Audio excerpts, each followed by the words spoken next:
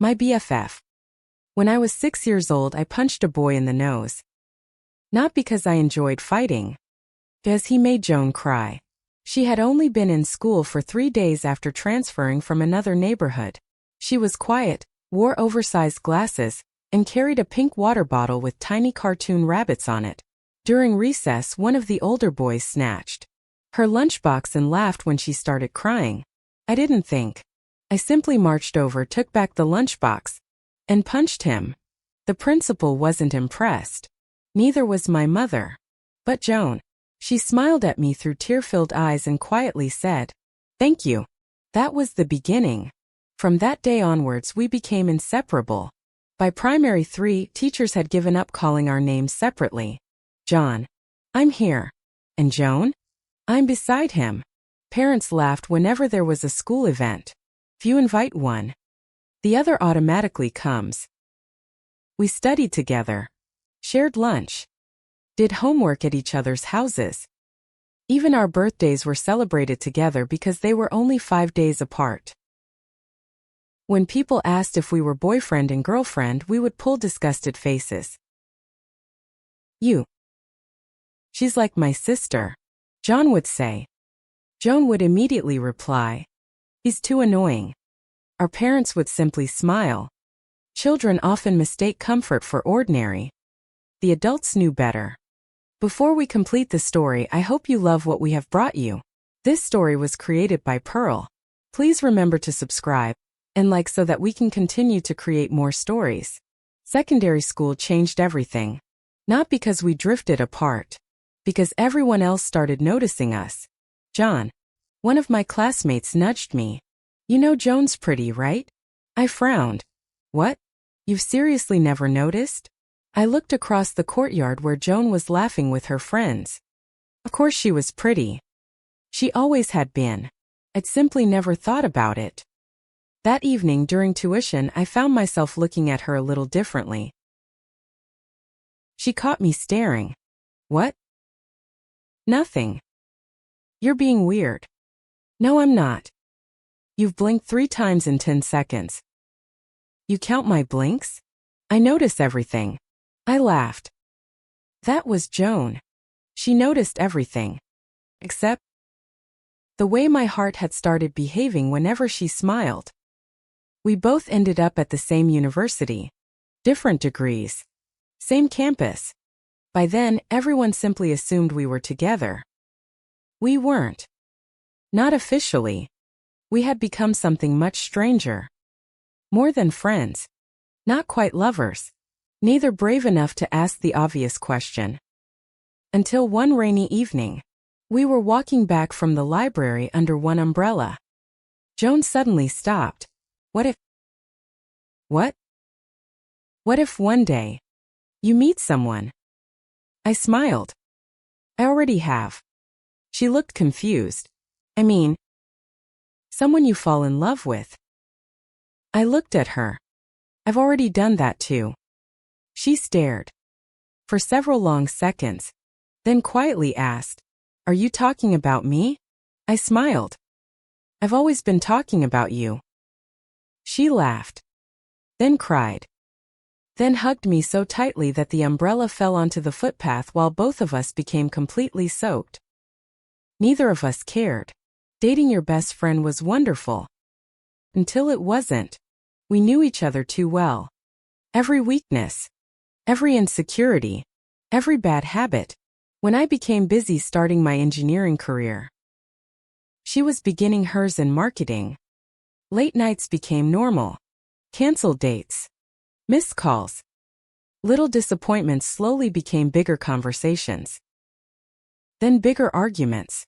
One evening, after nearly 2 years together, Joan quietly said, "Think we've forgotten how to be friends." The words hurt because they were true. Neither of us wanted to end it, but neither of us knew how to fix it. So, we let each other go. People assumed we'd moved on. We hadn't. I dated once. It lasted 3 months. She wasn't Joan. Joan dated someone too. A kind man. She ended it after 6 months. He wasn't John. Neither of us admitted it. Not even to ourselves. Birthdays came and went. Christmas. New Year. No messages. Just silence. But sometime, I'd walk past our old coffee shop and instinctively look for her. One Saturday afternoon, I visited my mother. She was baking. Without looking up, she asked, "Have you spoken to Joan?" I shook my head. "No. It's been 2 years." "I know." She smiled gently. "You don't miss having a girlfriend. You miss your best friend." That sentence stayed with me all week. Because she was right. I didn't only miss holding Joan's hand. I missed sending her terrible jokes.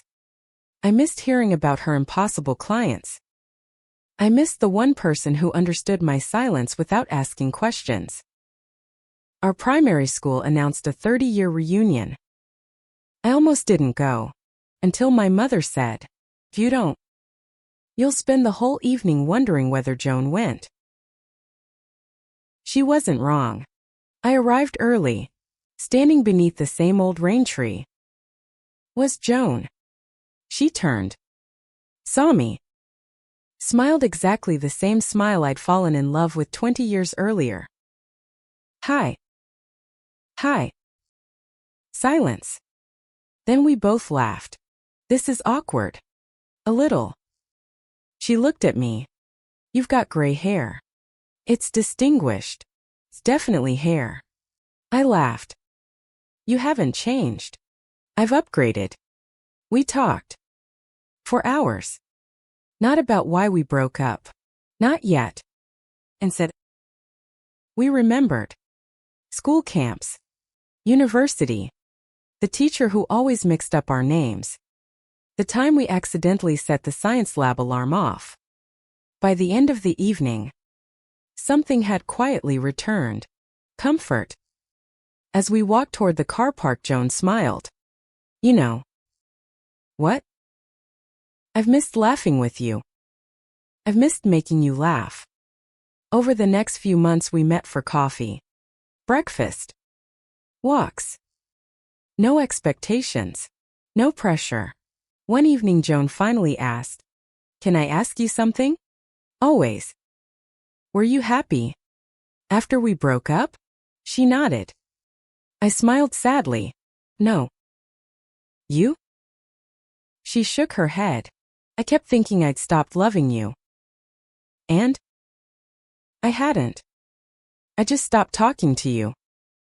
I reached across the cafe table and gently held her hand. Felt wonderfully familiar. "I think we made one mistake." "What?" "We tried so hard to become a couple that we forgot to stay best friends." Joan laughed softly. "You know, think you're right." "So?" I smiled. "Can we start again?" She looked at me. "As friends? As best friends? Who happen to be ridiculously in love." She laughed through happy tears. "I think I can manage that." 6 months later, our families gathered for what everyone believed was a simple dinner. Halfway through dessert, I stood. Joan immediately narrowed her eyes. "What are you doing?" "Something I should have done years ago." I reached into my jacket. Her father whispered loudly, "It's about time." The entire room laughed. I looked at Joan. "When we were 6, I thought my job was protecting your lunchbox. When we were 16, I thought my job was making you laugh. When we were 26, I thought my job was building a future. I was wrong." She smiled through tears. "What is your job?" I knelt before her. "My job is simply loving my best friend for the rest of my life." I opened the ring box. "Oh. We've already spent 26 years growing up together. Will you spend the next 50 growing old with me?" She didn't answer immediately and said, She laughed. The same laugh I'd heard when we were 6. The same laugh that echoed through classrooms, university corridors, coffee shops, and every chapter of our lives. Finally, she nodded. "Yes. But on one condition. I laughed. There's a condition? We never stop being best friends. I slipped the ring onto her finger. Deal. Our parents stood clapping. My mother wiped away a tear before smiling. I always knew. Joan's father laughed. We all knew. I looked at Joan. So. What now? She slipped her hand into mine. Now. We go home. Together. Because sometimes your greatest love isn't someone new. Sometimes. It's the little girl who smiled through tears when you rescued her lunchbox at 6 years old. The one who walked beside you through childhood, adolescence, university, heartbreak, and healing. The one who taught you that true love isn't about finding the perfect person. It's about finding your way back to the person who always felt like home. The end. I hope you love what we brought you. This story was created by Pearl.